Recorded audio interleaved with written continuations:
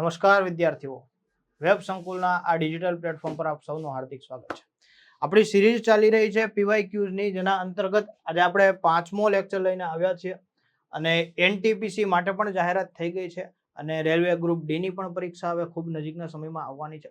તો એના માટે જનરલ અવેરનેસમાં આજે આપણે અલગ અલગ પ્રશ્નોની ચર્ચા કરવાના છીએ. ઓકે, તો વન બાય વન આપણે જોતા જઈએ છીએ અને લેક્ચર શરૂઆત કરીએ છીએ. એની પહેલા જે કોઈ પણ વિદ્યાર્થીઓ રેલવે ગ્રુપ ડી ની પરીક્ષા આપવાના છે, NTPC માટે પરીક્ષા આપવાના છે, એના માટે ભાઈ ખાસ ડિઝાઇન કરેલો કોર્સ વેબ સંકુલ દ્વારા લોન્ચ કરવામાં આવેલ છે, જેને railway group D smart course તરીકે આપણે ઓળખીએ છીએ. ઓકે, અને તમને કહીએ તો ભાઈ વિશેષતાઓ કોર્સ વિશે કે ભાઈ નવા અભ્યાસક્રમ મુજબ આખો જ કોર્સ ડિઝાઇન થઈ ગયેલો છે. 600+ તમને આમાં વિડીયો લેક્ચર્સ મળી જશે, લેક્ચરની PDF મળી જશે અને નોટ્સ તમને મળી જશે અને રેકોર્ડેડ ફોર્મમાં લેક્ચર્સ અનેક વખત તમે જોઈ શકો છો. એના માટેની મોક ટેસ્ટ પણ તમને અવેલેબલ છે, મોક ટેસ્ટ આપી શકો છો, ટોપિક વાઇઝ ટેસ્ટ પણ આપી શકો છો. ઓકે, તો કોર્સને પરચેજ કરવા માટે આપણી વેબ સંકુલ ઓફિશિયલ એપ્લિકેશન તમારે ડાઉનલોડ કરવાની રહેશે. વધારે માહિતી માટે આપણે હેલ્પલાઇન નંબર ઉપર કોન્ટેક્ટ કરવાનો રહેશે. તો શરૂઆત કરીએ છીએ આપણે આજના પ્રશ્નોથી અને આજનો સૌપ્રથમ પ્રશ્ન તમારી સામે આવી ગયો છે કે ભાઈ આપણા દેશમાં નીચેનામાંથી કયા વિસ્તારમાં પાણીની માંગ અને વપરાશ સૌથી વધારે છે? મતલબ કે ભાઈ ભારતીય અર્થતંત્રમાં એવો કયો વિભાગ છે, કયો સેક્ટર છે કે જેમાં સૌથી વધારે પાણી વપરાય છે? ઓકે, ઔદ્યોગિક એટલે કે ભાઈ ઇન્ડસ્ટ્રી છે, ડોમેસ્ટિક ઘરેલું છે, એગ્રીકલ્ચર છે, કૃષિ છે કે પછી હોટેલ છે? તો વિદ્યાર્થીઓ તમને લોકોને ખ્યાલ છે કે ભાઈ સૌથી વધારે પાણીની જરૂરિયાત ક્યાં પડે? તો કે સૌથી વધારે પાણીની જરૂરિયાત આપણા ખેતી ક્ષેત્રમાં પડે છે. ઓકે, કેટલા? તો કે ભાઈ દેશના કુલ રિસોર્સના તમને કહું ને તો 85% જેટલું પાણી ક્યાં વપરાય છે? 85% જેટલું પાણી તમારે વપરાય છે એગ્રીકલ્ચરમાં. ઓકે, તો સૌથી વધારે કૃષિ ક્ષેત્રમાં પાણીની જરૂરિયાત છે, કારણ કે ખબર છે કે ભાઈ કૃષિ એ આખું કેવું ક્ષેત્ર છે? પાણી આધારિત છે. ઓકે, ઉદ્યોગોમાં પણ પાણી જોઈએ, ઓકે, ઘરેલું વપરાશ માટે પણ પાણી જોઈએ, પરંતુ સૌથી વધારે જે વોટર રિસોર્સિસ છે એનો ઉપયોગ કઈ જગ્યાએ થાય છે? તો કે એગ્રીકલ્ચર માટે થાય છે. બરોબર છે, પિયત માટે થાય છે. તો તમારે યાદ રાખવાનું કે ભાઈ દેશમાં સૌથી અને ઇલેક્ટ્રિસિટી પૂછે ને, જો આનાથી ઉલટું તમને એમ પૂછે કે ભાઈ સૌથી વધારે દેશમાં ઇલેક્ટ્રિસિટી છે એ કયા વિભાગમાં વપરાય છે, તો એમાં તમારે ઇન્ડસ્ટ્રી જવાબ આવશે. ઓકે, સૌથી વધારે ઇલેક્ટ્રિસિટી ઇન્ડસ્ટ્રી સેક્ટરમાં વપરાય છે, નહીં સર્વિસ સેક્ટર, નહીં એગ્રીકલ્ચર કે પછી નહીં ડોમેસ્ટિક. ઓકે, તો વિદ્યુતના ઉત્પાદન બાબતે પૂછે તો તમારો જવાબ શું આવશે? ઔદ્યોગિક આવશે અને પાણી બાબતે પૂછે તો કૃષિ આવશે. ચાલો નેક્સ્ટ જોઈએ. નીચેનામાંથી કયો પાક દુષ્કાળ સહન કરી શકે છે? જો આજે આપણે ખેતીને લગતા પ્રશ્નો પણ આવશે. ઓકે, અલગ અલગ વિભાગના પ્રશ્નો આવશે, બંધારણના પ્રશ્નો આવશે. તો જોઈએ આપણે કે ભાઈ બાજરી, શેરડી, ચોખા કે પછી શણ. મતલબ કે ભાઈ આમાંથી કયો એવો પાક છે કે જે ઓછા પાણીમાં થઈ શકે અથવા તો એને એટલી બધી પાણીની જરૂરિયાત નથી બીજા પાકો જેટલી? શું જવાબ આવશે? અમુક પ્રશ્નોના જવાબ તમારે આપવાના છે. બીજી વાત એ છે કે ભાઈ આમાંથી રોકડીયો પાક કયો છે તમારે ઓળખીને બતાવવાનો. MCQ2 જે તમને આપેલો છે, સેકન્ડ MCQ, આમાંથી રોકડીયો પાક કયો છે અથવા તો ક્યાં છે? એક છે કે એક કરતા વધારે છે? એ તમારે કમેન્ટ બોક્સમાં જણાવવાનું છે. ઓકે, તો તમને અહીંયા પેલું હોમવર્ક મળી ગયું છે. શું છે કે ભાઈ આ 4 ઓપ્શનમાંથી રોકડીયો પાક કયો છે એ કહેવાનું. ઓકે, અને અહીંયા તમારો જવાબ આવશે બાજરી. બાજરીને આપણે શું કહેવાય છે? મિલેટ તરીકે ઓળખીએ છીએ, જાડુ ધાન તરીકે ઓળખીએ છીએ. બાજરી છે ને એવા વિસ્તારમાં થાય છે કે જ્યાં પાણીની અછત છે અથવા તો રેગ્યુલર એટલા પ્રમાણમાં વરસાદ મળતો નથી. ઓકે, તો આવા ક્ષેત્રોમાં તમને શું છે કે ભાઈ બાજરીનું ઉત્પાદન સારા એવા પ્રમાણમાં થાય છે અને એને ફરજિયાત જરૂર નથી. જો પાણીની જરૂરિયાત છે પરંતુ એટલી બધી પણ જરૂરિયાત નથી જેટલી પ્રમાણમાં શેરડી, ચોખા કે પછી શણ ને હોય. અને તમને લોકોને ખ્યાલ છે ભાઈ ચોખા છે અને શેરડી છે તો પાણી વગર થાય જ નહીં. ઓકે, કારણ કે પુષ્કળ માત્રામાં જરૂર કોને પડે? તો કે ચોખા અને શેરડીને જરૂર પડે છે. ઓકે, અને આમાંથી રોકડીયો પાક કયો છે તમારે જોઈને લખવાનું છે. બાજરી એવું છે કે જે સામાન્ય પરિસ્થિતિમાં અથવા તો રણ વિસ્તાર ધરાવતા અથવા તો જ્યાં પાણીની અછત છે, દુષ્કાળગ્રસ્ત વિસ્તારો છે, ત્યાં પણ બાજરી થઈ શકે છે. ઓકે, તો યાદ રાખજો. અને સરકારે 2023ના વર્ષને ઇન્ટરનેશનલ મિલેટ યર તરીકે જાહેર કરેલ છે. ઓકે, તો આંતરરાષ્ટ્રીય બાજરી વર્ષ પૂછે તો વર્ષ 2023.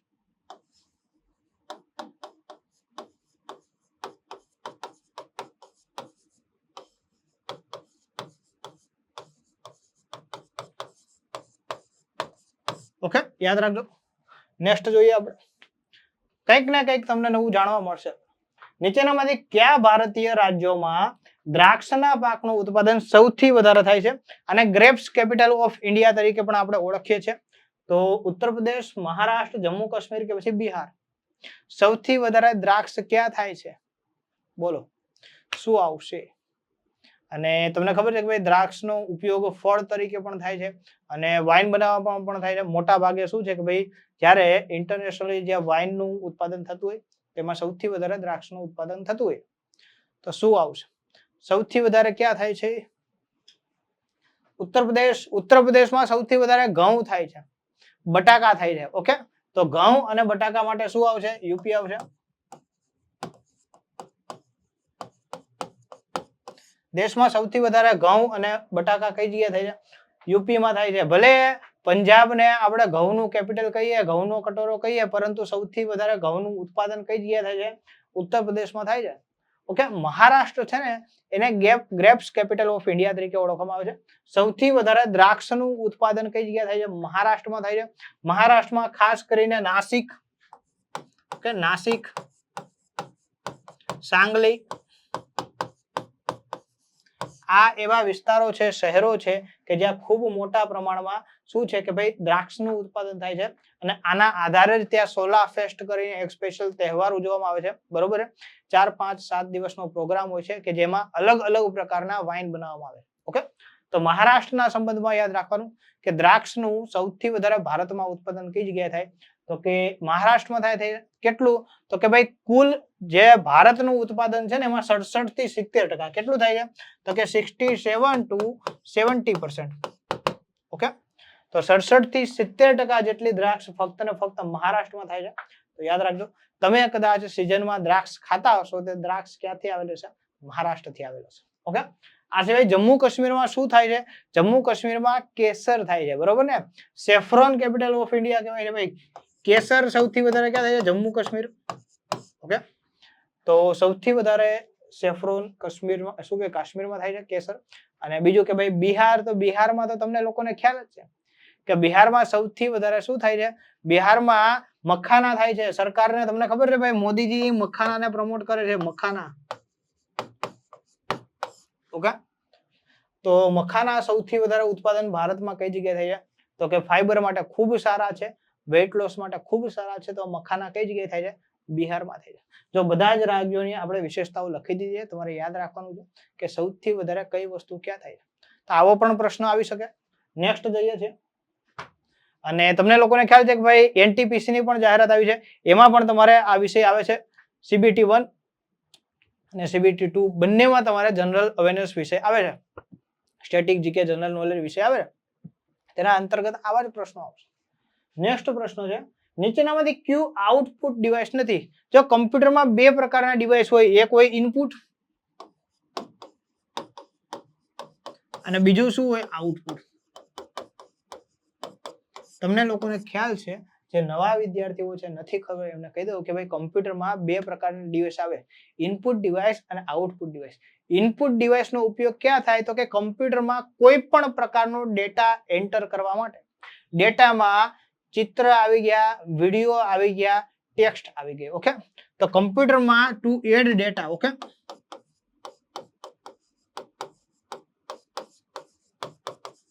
તો કમ્પ્યુટરમાં ડેટા એડ કરવા માટે છે ને તો કે ઇનપુટ ડિવાઇસનો ઉપયોગ થાય છે. ત્યારબાદ શું થાય છે? પ્રોસેસિંગ ડિવાઇસમાં એ જાય છે અને ત્યારબાદ પ્રોસેસ થઈને તમને એ રિટર્ન ક્યાંથી મળે? તો કે આઉટપુટ ડિવાઇસમાં મળે. કેવા સ્વરૂપે મળે? તો કે વિઝ્યુઅલ, બરોબર છે, અથવા તો શું મળે? ઓડિયો, અથવા તો હાર્ડ કોપી. ઓકે, તમને 3 અલગ અલગ સ્વરૂપે ડેટા મળે છે. કાં તો વિઝ્યુઅલ મળે, તમે જોઈ શકો છો, વિડીયો છે અથવા તો ફોટાઓ છે તમે કમ્પ્યુટરમાં જોઈ શકો છો. આ સિવાય ઓડિયો મળે, તમે જે કંઈ પણ ડેટા એન્ટર કરો છો એના આધારે ઓડિયો તમને આઉટપુટ મળે છે. અને ત્રીજું શું છે? Hard copy. તમે પ્રિન્ટર છે તો પ્રિન્ટરમાંથી પ્રિન્ટ કાઢો તો શું મળે છે? હાર્ડ કોપી તરીકે મળે છે. ઓકે, તો એ આઉટપુટ ડિવાઇસ થયું. અને આ 3 મુખ્ય ડિવાઇસ છે. તો અહીંયા પ્લોટર છે ને, એ પ્લોટર શું છે ખબર? એ એક પ્રકારનું મોટું પ્રિન્ટર છે. મોટું પ્રિન્ટર એટલે ભાઈ જમીનના નકશાઓ છે, મકાનના પ્લાન છે, આવી મોટી મોટી વસ્તુઓને પ્રિન્ટ કરવા માટે જે મશીન ઉપયોગમાં આવે એને શું કહેવાય? પ્લોટર કહેવાય છે. એટલે આઉટપુટ ડિવાઇસ છે, એટલે આ સાચું છે. પછી મોનિટરમાં આપણે જોઈ શકીએ, બરોબર ને? આવી રીતના જે તમને આવી રીતના આવે છે સ્ક્રીન, કે આમાં તમે જોઈ શકો છો, તો આ શું છે? મોનિટર છે. એને VDU કહેવાય. શું છે? Visual display unit. આ મોનિટરનું બીજું નામ શું છે? VDU છે. ઓકે, આ VDU એટલે વિઝ્યુઅલ ડિસ્પ્લે યુનિટ. પછી બીજું શું છે કે ભાઈ ડોટ મેટ્રિક્સ પ્રિન્ટર, એ પણ પ્રિન્ટરનો પ્રકાર છે. કોપી કાઢવા માટે થાય છે. તમે લાઇટ બિલ ભરવા માટે જાઓ અથવા તો સરકારી કોઈ કચેરીમાં જાઓ અને ત્યાંથી પાતળા કાગળમાં તમને જે મળે છે ને પ્રિન્ટ, તે ડોટ મેટ્રિક્સ પ્રિન્ટરના આધારે મળે. અને બારકોડ રીડર છે. શું છે? ઇનપુટ ડિવાઇસ છે. તમે લોકો મોલમાં શોપિંગ કરવા જાઓ ને તો ત્યાં તમે જોયું હશે કે ભાઈ જે ઓલા બેન હોય બિલ બનાવતા હોય એ શું કરે? અવડું ડિવાઇસ લઈને હાથમાં બેઠા હોય અને 1 બાય 1 વસ્તુ સ્કેન કરે. મતલબ કે ભાઈ જે વસ્તુ છે એની ઇન્ફોર્મેશન કોમ્પ્યુટરમાં એડ કરે છે. તો મેં કીધું કે ભાઈ ઇનપુટ ડિવાઇસનું કામ શું છે કે ભાઈ કોમ્પ્યુટરમાં માહિતી એડ કરવાનું છે. ઓકે, તો અહીંયા બારકોડ રીડર છે. શું છે? ઇનપુટ ડિવાઇસ બનશે. બાકીના ત્રણે ત્રણ શું છે? આઉટપુટ ડિવાઇસ બનશે. નીચેનામાંથી કયું એપ્લિકેશન સોફ્ટવેર નથી? કમ્પ્યુટરમાં સોફ્ટવેરના બે પ્રકાર હોય. સોફ્ટવેર એટલે શું? જો કમ્પ્યુટરમાં હાર્ડવેર હોય અને સોફ્ટવેર હોય. તમે જે વસ્તુને સ્પર્શી શકો છો એને શું કહેવાય છે? હાર્ડવેર કહેવાય છે. માઉસને તમે અડી શકો, કીબોર્ડને તમે અડી શકો, પ્રિન્ટરને તમે અડી શકો, જે સ્કેનર હોય સ્કેનરને તમે અડી શકો, બરોબર? તો આ બધા શું થયા? હાર્ડવેર થયા, તમે અડી શકો. હવે સોફ્ટવેર એટલે શું થયા? તો કે માઇક્રોસોફ્ટ વર્ડ થયું, માઇક્રોસોફ્ટ પાવર પોઈન્ટ થયું, પછી શું થયું? મોઝિલા ફાયરફોક્સ થયું. આવી જે એપ્લિકેશન છે, ગૂગલ ક્રોમ થયું, એને શું કહેવાય? તો એને એપ્લિકેશન સોફ્ટવેર કહેવાય. કારણ કે એને તમે સ્પર્શ નથી કરી શકતા. એક ટાઈપનું સોફ્ટ છે, તમે જોઈ શકો છો, અનુભવી શકો છો, પરંતુ એને સ્પર્શ નથી કરી શકતા. એટલે એક શું આવે ભાઈ? હાર્ડવેર અને સોફ્ટવેર. પછી સોફ્ટવેરમાં બે પ્રકાર આવે. એક આવે એપ્લિકેશન અને બીજા શું આવે? System software. ઓકે, તો સોફ્ટવેર આપણે પહેલા જોઈએ કે ભાઈ સોફ્ટવેરના બે ભાઈઓ આવે. ઓકે, એક આવે શું છે? સિસ્ટમ સોફ્ટવેર અને બીજા શું આવે? Application software. સિસ્ટમ સોફ્ટવેર નું કામ શું? હવે તમે લોકો જો બાઇક ચલાવો છો ને તો તમારે અંદર પેટ્રોલ નાખવું પડે. પેટ્રોલ શું કરશે? બાઇકને ચલાવવાનું કામ કરશે. ઓકે, બાઇકને ચલાવવા માટે જેટલી એનર્જી જોઈએ છે એનર્જી ક્યાં મળશે? પેટ્રોલના દહનથી મળશે. તમે લોકો 4 વ્હીલ ચલાવો છો તો 4 વ્હીલને ચલાવવા માટે તમારે પેટ્રોલ, ડીઝલ અથવા તો સીએનજી ગેસ પૂરવો પડશે. તો આ સીએનજી ગેસ છે, પેટ્રોલ છે, ડીઝલ છે, શું કરશે કે ભાઈ 4 વ્હીલને ચાલવા માટે જેટલી એનર્જી જોઈએ છે, જે કાંઈ પણ શું છે કે ભાઈ જરૂરિયાત છે એ પૂરી કરે. એવી રીતના આ સિસ્ટમ સોફ્ટવેર છે શું છે કે ભાઈ એ કમ્પ્યુટરના જે કાંઈ પણ સોફ્ટવેર છે એને ચલાવવા માટેનું એક ટાઈપનું યાંત્રિક પાછળનું માળખું છે. આમાં શું આવે? તો કે આમાં પ્રોગ્રામિંગ લેંગ્વેજ આવે,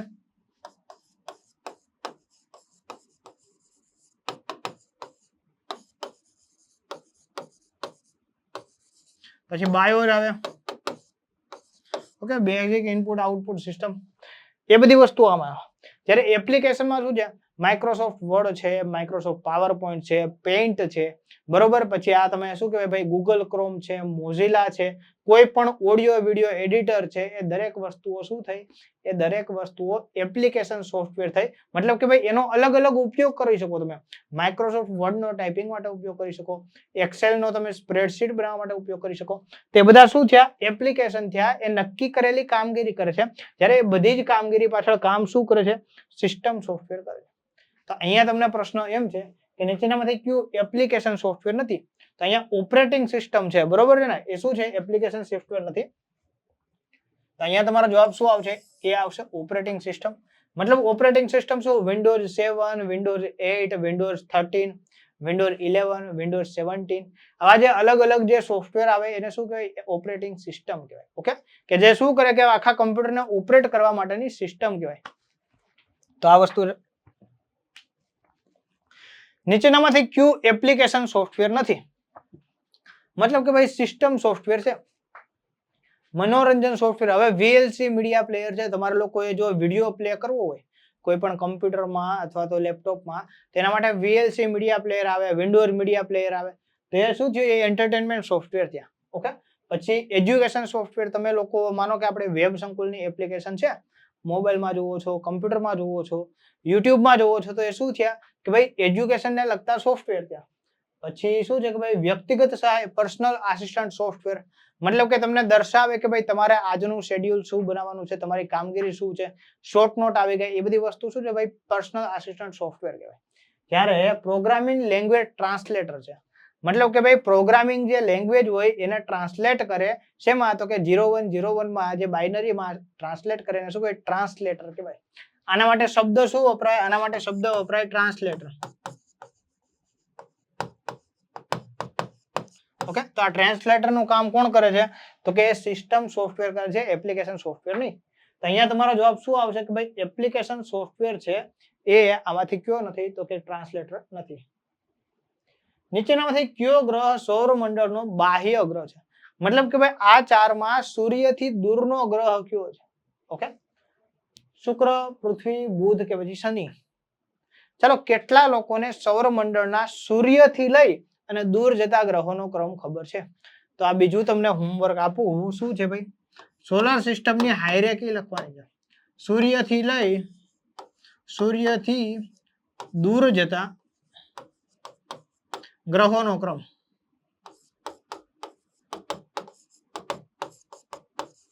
ઓકે, આ તમારે કમેન્ટ બોક્સમાં લખવાના છે. બુધ, શુક્ર, પૃથ્વી, મંગળ, આવી રીતના જે કાંઈ પણ આપણા સોલર સિસ્ટમમાં ગ્રહો છે એ સૂર્યથી દૂર જતા અંતરના આધારે ગ્રહોનો ક્રમ લખવાનો. ઓકે, તો અહીંયા તમારો જવાબ શું આવશે? શુક્ર, પૃથ્વી, બુધ કે પછી શનિ. મતલબ કે ભાઈ સૂર્યથી અંતરની દ્રષ્ટિએ સૌથી દૂર શું છે, તો સૌથી દૂર તમારો ગ્રહ આવશે શનિ. ઓકે, જેને સેટર્ન કહેવાય છે, કૃષિનો દેવતા કહેવાય છે. આ શનિ ગ્રહનું બીજું નામ શું છે? કૃષિનો દેવતા. ઓકે,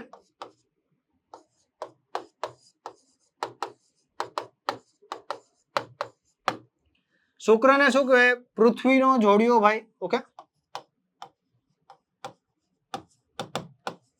જોડિયો. બુધને શું કહે છે? ગરમ ગ્રહ. ઓકે, અને પૃથ્વી એકમાત્ર એવો ગ્રહ છે કે જેની ઉપર જીવન છે, તમે અને હું જીવી રહ્યા છીએ. ઓકે, એટલો તો ખ્યાલ છે ને કે ભાઈ આપણે લોકો અર્થ પર રહીએ છીએ, પૃથ્વી પર રહીએ છીએ. ઓકે, તો એ જોવાનું છે અને તમારે આ ક્રમ લખવાનો છે, સૂર્યથી દૂર જતા ગ્રહોનો ક્રમ. તો શું ક્રમ આવશે એ તમારા હોમવર્કમાં લખવાનું. નેક્સ્ટ જોઈએ, નીચેનામાંથી વામન ગ્રહ કયો છે? મતલબ કે ભાઈ ડ્વાર્ફ પ્લેનેટ તને ઇંગ્લિશમાં કહેવાય. ઓકે, મતલબ કે ભાઈ એ નાનો છે અને એને હવે તો ભાઈ ગ્રહ તરીકે માન્યતા પણ નથી. કેવું થાય છે તો કે એને સામાન્ય રીતે શું છે કે ભાઈ ગ્રહ ગણવામાં નથી આવતો, એને સૌરમંડળના ગ્રહમાંથી બાદ કરી દીધો છે. ઓકે, ઇંગ્લિશમાં શું કહેવાય? ડ્વાર્ફ પ્લેનેટ કહેવાય.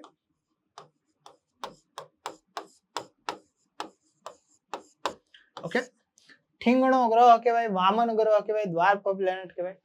નેપચ્યુન, બુધ, મંગળ કે પછી પ્લુટો.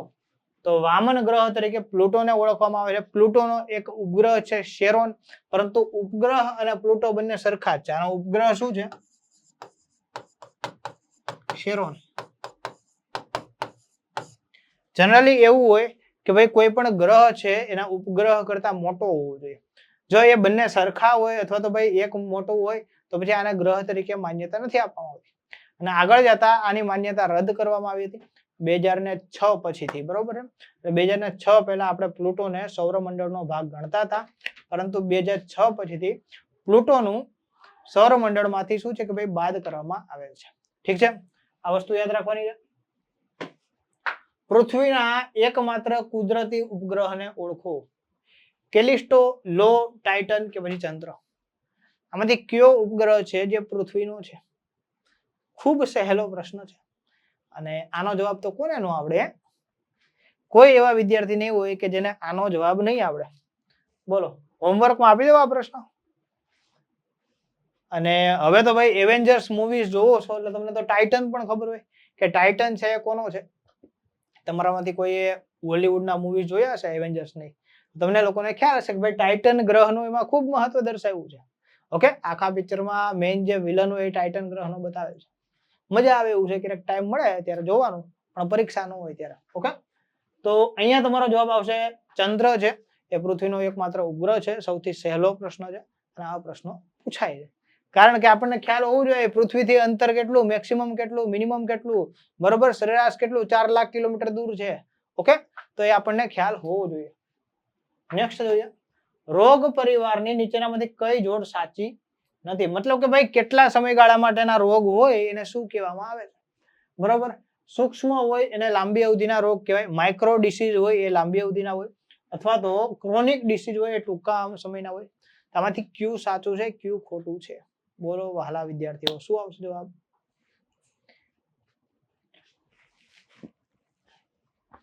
ફક્ત બે સાચી જોડ પસંદ કરવાની, ન તો એક ન તો બે, મતલબ કે બેમાંથી કોઈ સાચા નથી. ફક્ત એક સાચું છે, ફક્ત બે સાચું છે, કે પછી બંને સાચા છે? બોલો વહાલા વિદ્યાર્થીઓ, શું આવશે જવાબ? તો સામાન્ય રીતે ક્રોનિક ડિસીઝ એટલે કેવું, તો કે લાંબા સમયગાળા માટે ચાલતો રોગ, બરોબર ને, તમને 15 દિવસ, 20 દિવસ, 25 દિવસ, 3-4 મહિના સુધી ખાટલામાંથી ઊભા ન થવા દે, તો આવા જે રોગ હોય એને શું કહેવાય? ક્રોનિક ડિસીઝ કહેવાય. જેમ કે હેપેટાઇટિસ. ઓકે, તો આને કેવું કહેવાય? ક્રોનિક ડિસીઝ કહેવાય, કારણ કે માણસને જો આવા રોગ થાય છે તેને લાંબા સમયગાળા માટે શું છે કે ભાઈ હોસ્પિટલાઇઝ થવું પડે. ઓકે, તો ખોટું છે. અને માઇક્રો ડિસીઝ એટલે શું છે કે ભાઈ ટૂંકા સમયગાળા માટેના, શોર્ટ ટર્મ માટેના ડિસીઝ હોય એને માઇક્રો ડિસીઝ કહેવાય છે. ટૂંકમાં બંને કેવું ખબર, ઊંધું જોડાઈ ગયું છે. ઓકે, તો જો ક્રોનિક ડિસીઝ કહે તો લાંબા સમયગાળા માટે, અને સૂક્ષ્મ કહે તો ટૂંકા સમયગાળા માટે. આના માટે આ સાચું છે અને આના માટે આ સાચું. અને આપણે જવાબ શું આવશે? બંનેમાંથી એક પણ સાચું નથી.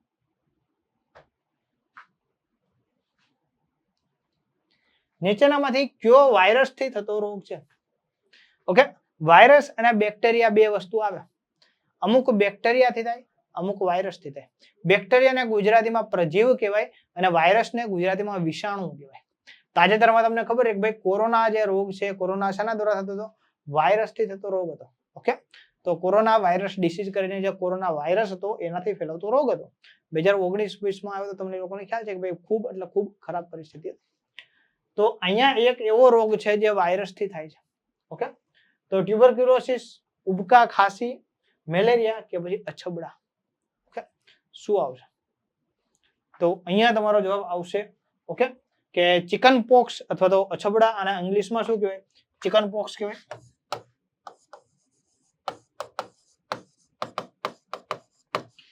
અને કેવો છે? ચેપી રોગ છે, કન્ટેજિયસ છે, અને શું કહેવાય? ચેપી. મતલબ કે ભાઈ રોગગ્રસ્ત વ્યક્તિ હોય એના કોઈ પણ વસ્તુનો તમે ઉપયોગ કરો, એને સ્પર્શ કરો તો તમને પણ આ રોગ લાગી શકે છે. કેટલા સમયગાળા માટે હોય? તો કે 14 થી 15 દિવસ માટેનો હોય છે. મતલબ કે આનો સમયગાળો કયો હોય? તો ભાઈ 12 થી 15 દિવસ.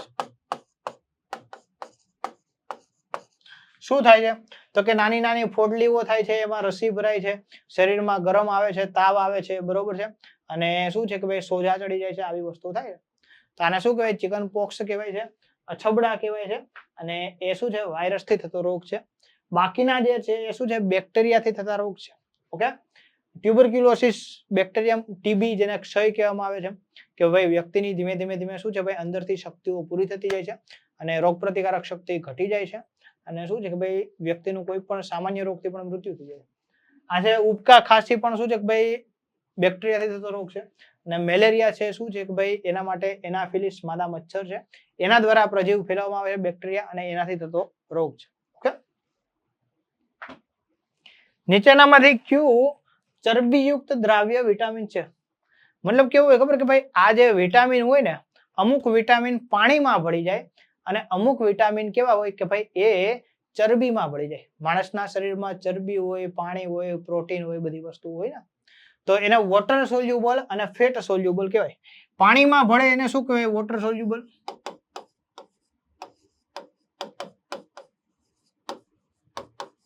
અને ચરબીમાં જે વિટામિન ભળે, ચરબીમાં, એને શું કહેવાય? તો કે ફેટ સોલ્યુબલ.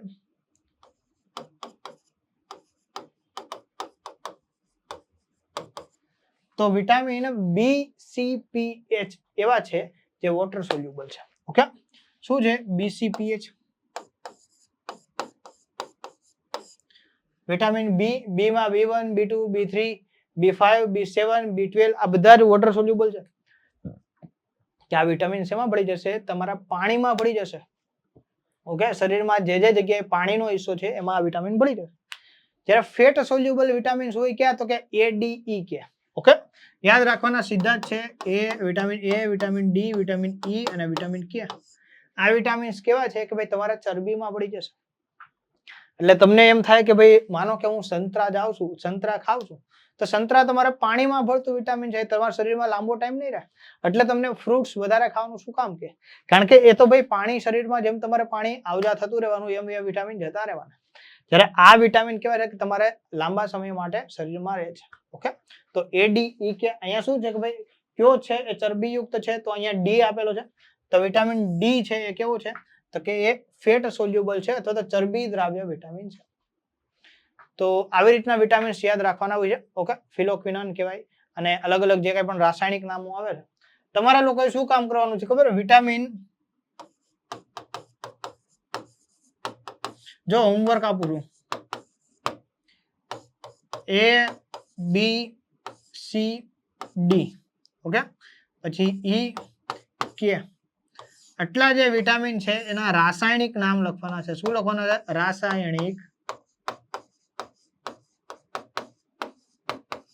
હું તમને કહી શકું અત્યારે બરોબર છે કે ભાઈ સાયનોકોબાલામિન છે, રેટિનોલ છે, બરોબર છે, નિયાસિન છે, સાઇટોફાઇન છે. ઓકે, પણ એનો મતલબ નહીં, તમારે લખવાના છે ફિલોક્વિનોન છે. ઓકે, આનાથી શું છે કે ભાઈ તમે આની વિશે સર્ચ કરશો, જાણશો અને લખશો. મેં કીધા એ ક્રમમાં નથી, અલગ અલગ છે, એટલે ડાયરેક્ટ લખી નાખતા નહીં. તમે લોકો જાણજો અને લખજો. ઓકે, તો આ હોમવર્ક છે પાછું બીજું કે ત્રીજું મેં તમને આ લેક્ચર દરમિયાન હોમવર્ક આપેલું છે. જોવાનું વોટર સોલ્યુબલ ક્યાં રહે તો કે BCPH અને ફેટ સોલ્યુબલ ક્યાં છે તો કે ADE કે. આ શું છે કે આ એવી વસ્તુઓ છે કે જેમાંથી તમને વિટામિન ડી મળે છે. ઓકે, નેક્સ્ટ જોઈએ પ્રશ્ન કે નીચેનામાંથી કોણે બનારસ હિન્દુ યુનિવર્સિટીની સ્થાપના કરી હતી? મદન મોહન માલવિયા, ગોપાલ કૃષ્ણ ગોખલે, લાલા લજપત રાય કે પછી જવાહરલાલ નહેરુ? ક્યારે સ્થાપના થઈ હતી બનારસ હિન્દુ યુનિવર્સિટીની? આપણે અગાઉ ચર્ચા કરી ગયા. અગાઉ તમે સ્ટેટિક જીકેનો લેક્ચર જોયો હોય તો મેં તમને કીધું છે કે ભાઈ બનારસ હિન્દુ યુનિવર્સિટી છે એની સ્થાપના 4th of February 1916 ના રોજ થઈ હતી. તો ક્યારે થઈ હતી? 4th February 1916. ઓકે, તો 4th ફેબ્રુઆરી 1916 ના રોજ બનારસ હિન્દુ યુનિવર્સિટીની સ્થાપના થઈ હતી. જેના સ્થાપક સભ્યોમાં કોણ હતા તો કે એની બેસન્ટ હતા, સુંદરલાલ હતા અને મદન મોહન માલવિયા હતા. તો યાદ રાખજો અહીંયા નામ શું આવશે? મદન મોહન માલવિયા. અને આ પ્રશ્ન પૂછાઈ ગયેલો છે એટલે આગળ પણ પૂછાઈ શકે. 3 વ્યક્તિઓ મુખ્ય છે. એક એની બેસન્ટ,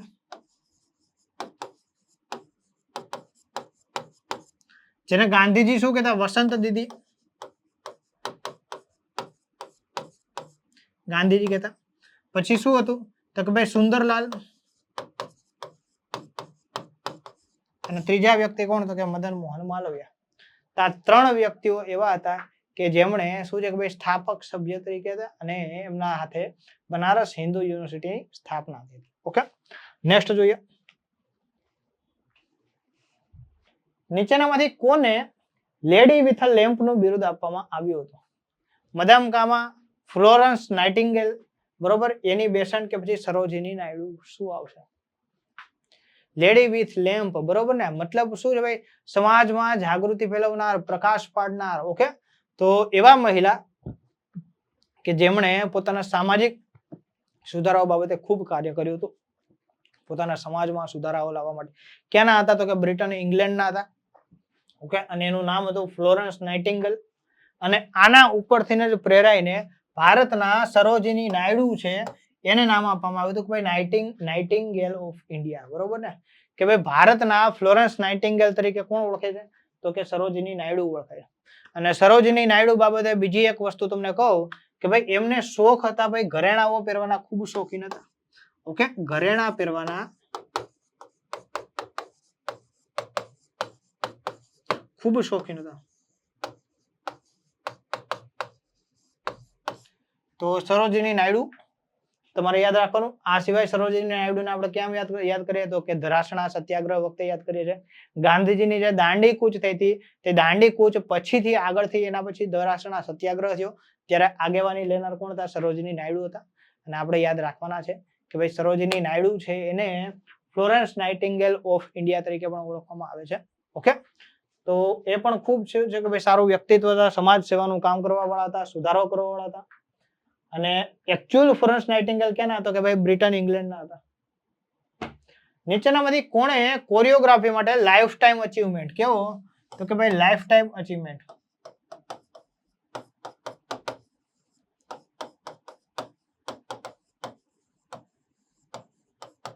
ઓકે, તો ઓસ્કાર એવોર્ડ મેળવ્યો છે કોણે ભાઈ લાઈફ ટાઈમ અચીવમેન્ટ માટે?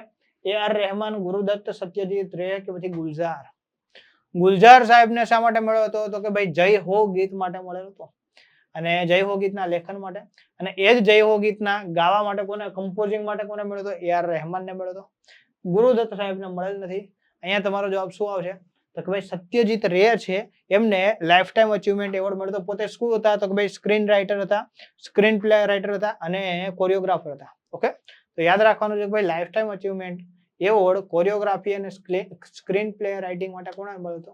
તો કે સત્યજીત રેને મળ્યો હતો. ઓકે, તો અહીંયા આ વ્યક્તિ તમે જોઈ શકો છો કે ભાઈ એમને ઓસ્કાર એવોર્ડ મળ્યો.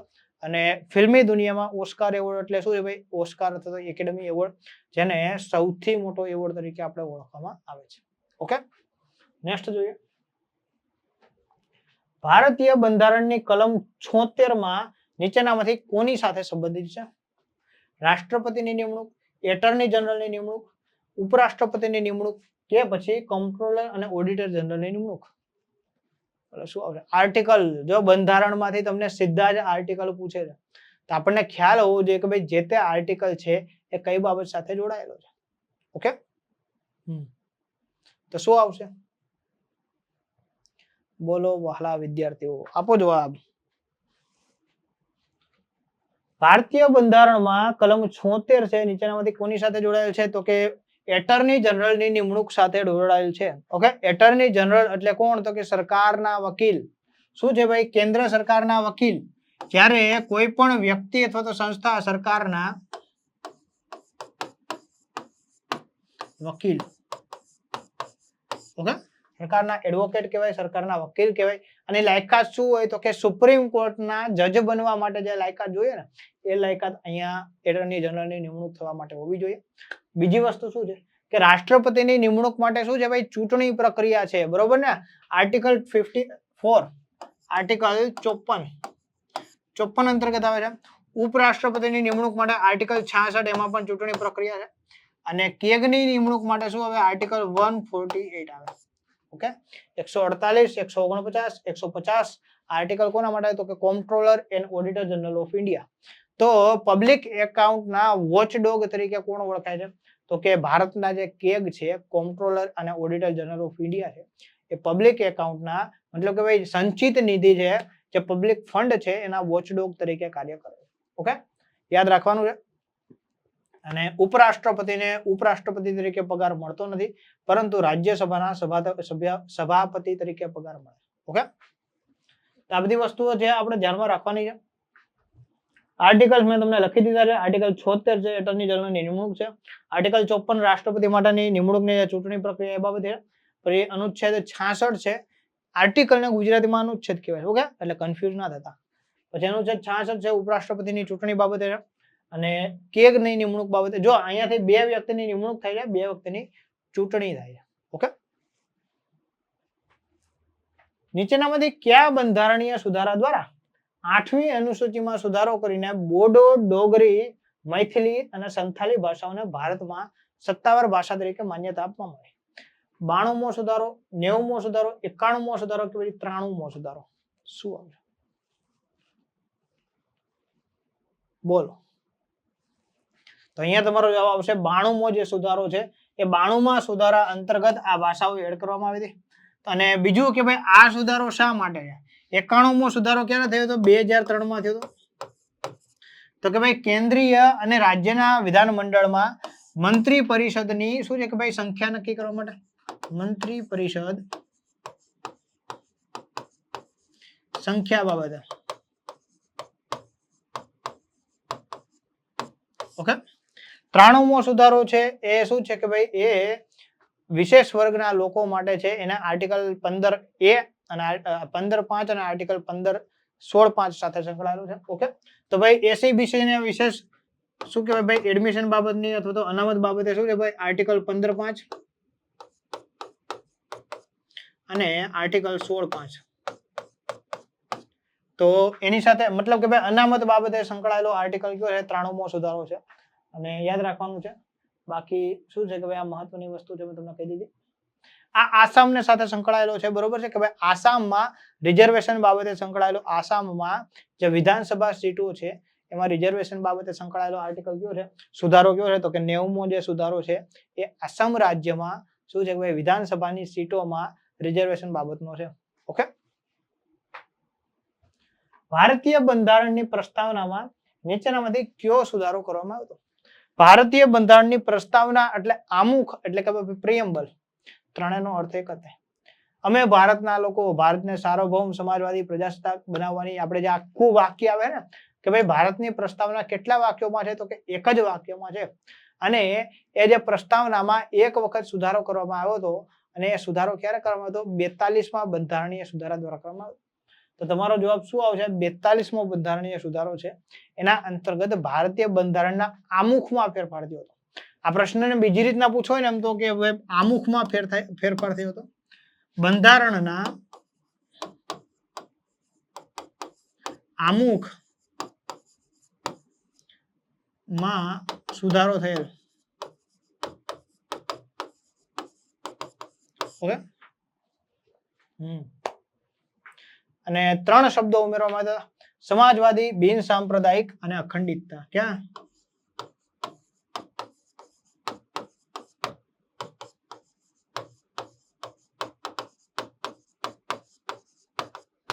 અખંડિતતા તો આ શેના અંતર્ગત એડ કરવામાં આવ્યું હતું આ એડ કરવામાં આવ્યું 42મા બંધારણીય સુધારા અંતર્ગત ઓકે તે વસ્તુ યાદ રાખવાની છે નીચેનામાંથી કયું શાહજહાએ બંધાવ્યું ન હતું શાલીમાર ગાર્ડન લાલ કિલ્લો બુલંદ દરવાજા તો જામા મસ્જિદ તો અહીંયા જે બુલંદ દરવાજા છે એ અકબરે બંધાવેલું બાંધકામ છે બરોબર છે જ્યારે બાકીના ત્રણેય જે છે એ શું છે કે ભાઈ શાહજહાં દ્વારા જે તે ટાઈમે બંધાવવામાં આવેલી વસ્તુ છે નેક્સ્ટ પ્રશ્ન છે અવધના નીચેનામાંથી નવાબોમાંથી કોણ નવાબે બારા ઇમામ બારા તો બારા ઇમામ બારા એ શું છે એક પ્રકારની મસ્જિદ છે જે અસફ ઉદ દૌલા દ્વારા સ્થાપના કરવામાં આવી હતી અને જે તે ટાઈમે બંધાવવામાં આવી હતી તો આ શું છે બારા ઇમામ બારા કઈ જગ્યાએ તો કે લખનૌમાં આવેલું છે અને એક ટાઈપની મસ્જિદ છે નીચેનામાંથી કયું સમ્રાટ અશોકે બંધાવ્યું ન હતું મતલબ કે આ ત્રણમાંથી એક સ્થાપત્ય છે એ અશોક દ્વારા અકબર દ્વારા બંધાવવામાં આવેલ ન હતું ઓકે સોરી અકબર દ્વારા આ બંધાવેલ ન હતું આગ્રાનો કિલ્લો ફતેહપુર સિકરી દિલ્હીની જામા મસ્જિદ કે પછી બુલંદ દરવાજો તો અહીંયા યાદ રાખજો આગળ પણ ચર્ચા કરી કે ભાઈ દિલ્હીની જે જામા મસ્જિદ છે કોણે શાહજહાએ બંધાવેલ હતી અકબરે બંધાવેલ ન હતી બાકીની જે ત્રણ વસ્તુ છે આગ્રાનો કિલ્લો છે ફતેહપુર સિકરી છે અને બુલંદ દરવાજો એ કોણે બંધાવેલ છે તો કે અકબરે બંધાવેલ છે જ્યારે આ દિલ્હીની જામા મસ્જિદ છે કોણે બંધાવેલ છે શાહજહાએ બંધાવેલ છે નીચેનામાંથી કયું પુસ્તક છે અમિતાભ ઘોષ સાથે સંકળાયેલ છે back to the roots 400 days Junglenama કે પછી બેટલફીલ્ડ શું આવશે બોલો વહાલા વિદ્યાર્થીઓ કયું પુસ્તક આવશે ઓકે તો અમિતાભ ઘોષ સાથે સંકળાયેલું પુસ્તક કયું છે જંગલનામા છે ઓકે જંગલનામા જે પુસ્તક છે અમિતાભ ઘોષ સાથે સંકળાયેલું છે અને એને જ્ઞાનપીઠ એવોર્ડ પણ મળેલ છે કોણ તો કે અમિતાભ ઘોષ છે એમને જ્ઞાનપીઠ એવોર્ડ મળેલ છે સ્ટોરી ઓફ ધ શું છે ભાઈ સુંદરબન એટલે ભાઈ સુંદરબનના બાબતે લખેલું છે ઓકે સુંદરબન ક્યાં આવેલું છે તો કે પશ્ચિમ બંગાળમાં આવેલું છે જંગલ છે અને જંગલ બાબતે વાર્તાઓ લખેલ છે કેમાં તો કે ભાઈ આ જંગલનામા અંતર્ગત ઓકે આ સિવાય 400 ડેઝ કરીને એક બુક છે જે ખૂબ સરસ છે એ એક માતા અને દીકરીની કહાની છે કે ભાઈ દીકરીનું કિડનેપ થઈ જાય છે અને દીકરીને શોધવા માટે એમની માતા દ્વારા શું છે કે ભાઈ 400 દિવસ સુધી અલગ અલગ જે કાંઈ પણ સ્ટ્રગલ કરવામાં આવે છે કોઈ સપોર્ટ કરતું નથી પોલીસ તંત્ર પરિવાર કોઈ સપોર્ટ નથી કરતું પરંતુ માં છે એ પોતાની દીકરી માટે કેટલા ઓલા સુધી જઈ શકે એ બાબતને આ દર્શાવતું પુસ્તક ખૂબ સરસ છે નોવેલ છે પરંતુ તમે વાંચશો ને એટલે તમને મજા પડી જશે એટલે ક્યારેક ટાઈમ મળે તો આ પુસ્તક જોજો 400 ડેઝ ખૂબ સરસ છે ઓકે અને બેટલફીલ્ડ છે એ શું છે તો કે સેકન્ડ વર્લ્ડ વોર વખતનું છે બરોબર છે અને ત્યારના સેકન્ડ વર્લ્ડ વોર વખતનું એક જર્મન મહિલા છે એ ભારતમાં આવે છે અને મહિલા બાબતે શું છે કે ભાઈ ભારતના એક વ્યક્તિને મળે છે અને પછી આગળથી જે કઈ પણ એની જર્ની ચાલુ થઈ છે એ બેટલફિલ્ડ અંતર્ગત આવે છે. બેટલફિલ્ડ નામના 3-4 પુસ્તકો અલગ લખાયેલા છે. ઓકે, પરંતુ આ હું જે વાત કરું છું એ બીજા વર્લ્ડ વોર વખતનું જે પુસ્તક છે એની વાત કરું છું. ઓકે, તો યાદ રાખજો. તો જંગલનામા છે એ કોનું છે? તો કે અમિતાવ ઘોષનું છે. નીચેનામાંથી કયું પુસ્તક મુનશી પ્રેમચંદ દ્વારા લખાયેલ નથી? ગબન, ગોદાન કે પછી નિર્મલા કે પછી માર્ગદર્શિકા? આમાંથી એક એવું પુસ્તક છે કે જે ભાઈ મુનશી પ્રેમચંદ દ્વારા લખાયેલ નથી. મુનશી પ્રેમચંદ એટલે ભાઈ ખૂબ એવા સારા લેખક કે જેમણે સમાજની જે કઈ પણ રચનાઓ છે એ બાબતે લખ્યું છે. ગબન પુસ્તક જે છે એના અંતર્ગત ભાઈ એક વ્યક્તિ આવે છે, રામનાથ કરીને છે, એની વિશે લખેલું છે. એમનું જ પુસ્તક છે, બરોબર, કે ભાઈ ક્લર્ક હોય, અંગ્રેજોના જે કઈ પણ ઓફિસ હોય એમાં ક્લર્ક હોય અને કેવું હોય કે ભાઈ કરપ્ટ થયેલો ક્લર્ક હોય તે બાબતની લખે છે. અને જે કઈ પણ એનું જીવન ધોરણ હોય, પછી માણસ પોતાની હદ ક્યાં સુધી નીચે કેટલી ગીરી શકે છે એ બાબતની વાત કરેલી છે. ગબન. ગોદાન પણ એમનું જ લખેલું છે, ખૂબ સારું પુસ્તક છે. અને નિર્મલા પણ એમનું છે, જ્યારે માર્ગદર્શિકા એમનું પુસ્તક નથી. ઓકે, તો બાકીના 3 શું છે કે ભાઈ મુનશી પ્રેમચંદ દ્વારા લખાયેલું છે. આ સિવાયનું એક છે કફન કરીને છે. શું નામ છે? કફન. તો આ જે કફન પુસ્તક છે એ પણ ખૂબ સારું એવું છે અને મુનશી પ્રેમચંદજી દ્વારા લખાયેલું પુસ્તક છે. ઠીક છે, તો યાદ રાખજો કે ભાઈ ગબન, ગોદાન, નિર્મલા અને કફન આ જે પુસ્તકો છે કોના દ્વારા? તો કે મુનશી પ્રેમચંદજી દ્વારા લખાયેલા છે. નેક્સ્ટ આપણે જોઈએ, અરુણ શૌરી નીચેનામાંથી કયા પુસ્તકના લેખક છે? અનિતા દેસાઈ, અનિતાને જામીન મળ્યા, અનિતાને આજીવન કેદની સજા મળી કે પછી અવિનીતાને સજા મળી? તો અરુણ શૌરી છે એમણે અનિતાને જામીન મળ્યા. અનિતા ગેટ્સ બેલ અંગ્રેજી પુસ્તક છે એ બાબતે લખેલું છે. કોણે લખેલું છે? તો કે અરુણ શૌરી દ્વારા લખાયેલું છે. શું કામ ચર્ચામાં છે? તો કે ભાઈ જે તે વર્ષે પરીક્ષામાં આ પુસ્તકને એવોર્ડ મળેલ હતો એટલે એ બાબતે પૂછાય છે. ઓકે, તો જે કરંટ, આ તો ભાઈ કરંટ આધારિત પ્રશ્ન કહેવાય. અને કરંટમાં જે કઈ પણ પુસ્તકોને એવોર્ડ્સ કેવું મળતા હોય તો આપણે 25માં અને 24માં જે કોઈ પણ પુસ્તકોને એવોર્ડ મળ્યા હોય, પછી ભારતીય જ્ઞાનપીઠ એવોર્ડ હોય અથવા તો મેન બુકર પ્રાઇઝ હોય અથવા તો કોઈ પણ એવા પુસ્તકને લગતા એવોર્ડ મળ્યા હોય, દિલ્હી સાહિત્ય અકાદમી એવોર્ડ હોય, તો આવા પુસ્તકો તમને વધારે પૂછાઈ શકે છે. ઓકે, તો એ યાદ રાખવાનું છે. ભારતીય બંધારણની નીચેનામાંથી કઈ જોગવાઈ બ્રિટનના બંધારણમાંથી લેવામાં આવી નથી? કેવું છે ખબર કે ભારતમાં અલગ અલગ ભારતના બંધારણને બોરોવડ બંધારણ કહેવાય છે. મતલબ કે ભાઈ અલગ અલગ રાજ્ય દેશોના બંધારણમાંથી સારી સારી બાબતો લીધેલી. એવી રીતના બ્રિટનના બંધારણમાંથી પણ ભારતમાં લેવામાં આવ્યું છે. તો ભારતમાં કાયદાકીય પ્રક્રિયા એટલે કે ભાઈ કાયદો કઈ રીતના બનશે, બરોબર ને? પહેલા એક ગૃહમાં કાયદો આવશે, પછી બીજા ગૃહમાં આવશે, બંને ગૃહમાંથી 3 વાર પસાર થશે, પછી રાષ્ટ્રપતિની પરમિશન માટે જશે, રાષ્ટ્રપતિ પરમિશન આપશે, ત્યારબાદ એ કાયદો બનશે. જ્યાં સુધી કાયદો ન બને ત્યાં સુધી શું કહેવાય? ડ્રાફ્ટ કહેવાય અથવા તો ખરડો કહેવાય. તો કાયદાકીય પ્રક્રિયા છે એ બ્રિટનમાંથી લીધેલી છે. ત્યારબાદ દ્વિગૃહવાદ એટલે કે ભાઈ લોકસભા અને રાજ્યસભા, અને રાજ્યમાં વિધાનસભા અને વિધાન પરિષદ. તો આવા 2 ગૃહનો જે વાદ છે એ પણ ક્યાંથી લીધેલ છે? બ્રિટનમાંથી લીધેલ છે. આ સિવાય કાયદાનું શાસન, કે કોઈ પણ વ્યક્તિનું શાસન નથી, શાસન કોનું છે? કાયદાનું છે. દેશ કઈ રીતના ચાલે છે? તો કે ભાઈ બંધારણ દ્વારા ચાલે છે, તો એ પણ ત્યાંથી લીધેલ છે. જ્યારે મૂળભૂત અધિકારો છે એ બ્રિટનના બંધારણમાંથી લીધેલ નથી. મૂળભૂત અધિકારો ક્યાંથી? તો કે USA અમેરિકાના બંધારણમાંથી લીધેલ છે. Okay, United states of America, અમેરિકાના બંધારણમાંથી મૂળભૂત અધિકારો લેવામાં આવે છે. મૂળભૂત અધિકારો શું ભાઈ? વાણી સ્વતંત્રનો હક છે, અભિવ્યક્તિનો હક છે, બરોબર છે, કોઈ પણ વ્યવસાય કરવાની સ્વતંત્રતા છે, પોતાનો ધર્મ પાળવાની સ્વતંત્રતા છે. ઓકે, કોઈ અન્ય ધર્મમાં તમે હાજરી આપો કે ન આપો એ બાબતની સ્વતંત્રતા છે. કોઈ પણ જગ્યાએ શું છે કે ભાઈ તમારે ફાળો આપો કે ન આપો એ બાબતની સ્વતંત્રતા છે. આ સિવાય તમારા જીવન જીવવાની સ્વતંત્રતા છે, તમને જીવનસાથી પસંદ કરવાની સ્વતંત્રતા છે. તો આ બધી તમને સ્વતંત્રતાઓ, લિબર્ટીઝ કઈ અંતર્ગત મળે છે? તો કે ભારતના મૂળભૂત અધિકારો અંતર્ગત મળે છે. ઓકે, તો યાદ રાખજો. તો મૂળભૂત અધિકારો એ ક્યાંથી? તો કે અમેરિકાના બંધારણમાંથી પ્રેરિત થઈને લેવામાં આવેલા છે. નીચેનામાંથી કયો પ્રશ્નનો સ્ત્રોત નથી? મતલબ કે ભાઈ આમાંથી કોઈ પણ એક દેશ એવું છે કે જેના બંધારણમાંથી આપણે કાંઈ લીધેલું નથી. ડેનમાર્કનું બંધારણ, ફ્રાન્સનું બંધારણ, આયર્લેન્ડનું બંધારણ કે પછી અમેરિકાનું બંધારણ. તો ફ્રાન્સમાંથી પણ આપણે લીધેલું છે, બરોબર. ડેનમાર્કમાંથી આપણે કાંઈ લીધેલું નથી. ફ્રાન્સમાંથી શું લીધું છે? બંધુત્વની ભાવના, બરોબર, બંધુત્વની ભાવના. આયર્લેન્ડના બંધારણમાંથી શું લીધું છે? રાજ્યસભાના સભ્યોની નિમણૂક. આ સિવાય ડીપીએસપી એટલે કે ભાઈ રાજ્ય નીતિના માર્ગદર્શક સિદ્ધાંતો. ઓકે, રાજ્ય નીતિના અને ડીપીએસપી કહેવાય directive principal of state policy. અને બીજું શું કહેવાય કે રાજ્યસભામાં નિમણૂક, રાજ્યસભાના સભ્યોની નિમણૂક.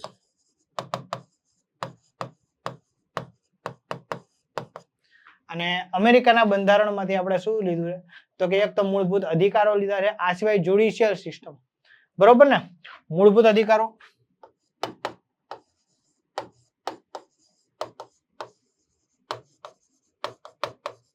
આ સિવાય ન્યાયિક પ્રક્રિયા,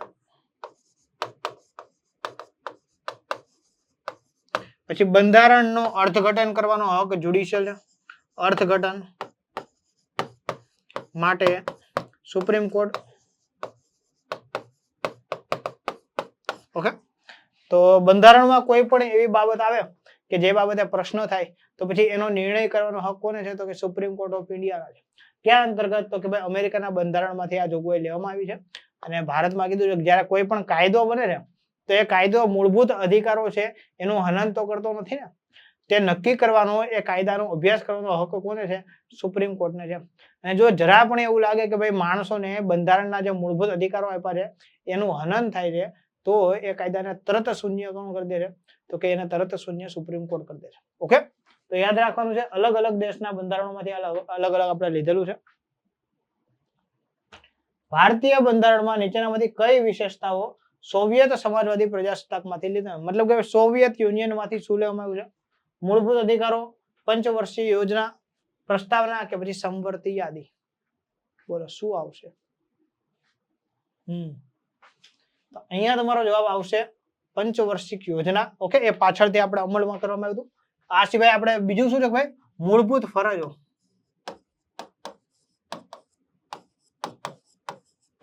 ઓકે, મૂળભૂત ફરજો આવશે.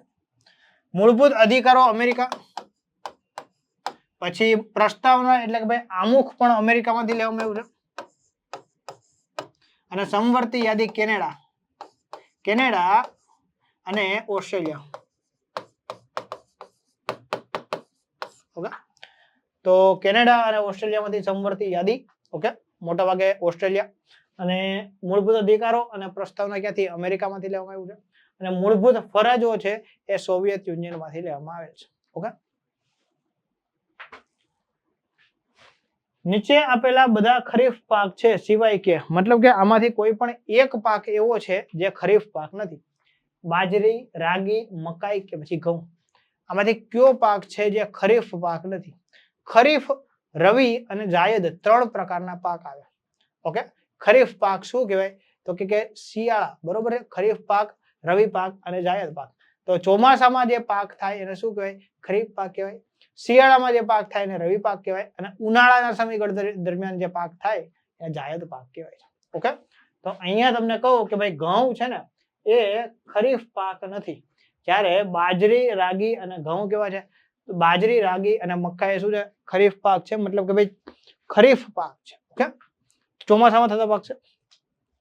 નીચેનામાંથી કયું સાચું છે? ખરીફ શિયાળુ પાક છે, રવિ ચોમાસુ પાક છે, ઘઉં એક રવિ પાક છે અને સરસવ એક ખરીફ પાક છે. તો અહીંયા સાચું શું છે કે ભાઈ સાચું તમારું અહીંયા થશે કે ભાઈ ઘઉં છે એ શું છે? રવિ પાક છે. ઓકે, ખરીફ એટલે શિયાળુ નહીં, જો આ ઉલટું થઈ ગયું. ઓકે, આ અહીંયા આવે અને આ અહીંયા આવે. અને બીજા આવે એક જાયદ. બરોબર ને, ઉનાળુ પાકને શું કહેવાય?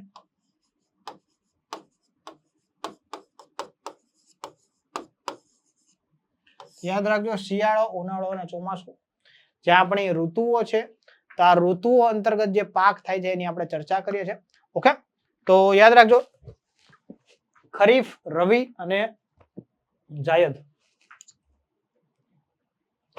નીચેનામાંથી કયો ખરીફ પાક નથી? મતલબ કે ભાઈ ચોમાસામાં થતો પાક નથી. બાજરી, ડાંગર, જુવાર કે ઘઉં? તો આપણે આગળ જ ચર્ચા કરીએ કે ભાઈ ઘઉં છે શું છે કે સાહેબ ઘઉં છે ને રવિ પાક છે. બરોબર છે, એ ખરીફ પાક નથી. ઠીક છે, તો યાદ રાખજો વહાલા વિદ્યાર્થીઓ. અને આ હતા આપણા આજના પ્રશ્નો. તમને લેક્ચર કેવો લાગ્યો? લેક્ચર બાબતે કંઈ પણ પ્રશ્ન હોય, તમને હોમવર્ક આપેલું છે, હોમવર્ક તમારે બતાવવાનું છે કઈ જગ્યાએ તો કે આપણી ચેનલમાં. ઓકે, કમેન્ટ બોક્સમાં બતાવવાનું છે. બાકી કોઈ પણ પ્રશ્ન હોય લેક્ચર બાબતે યુ કેન આસ્ક. બાકી મળીએ છીએ નેક્સ્ટ લેક્ચરમાં. ત્યાં સુધી બધા જ વહાલા વિદ્યાર્થીઓને જય હિન્દ, જય ભારત, વંદે માતરમ. Thank you.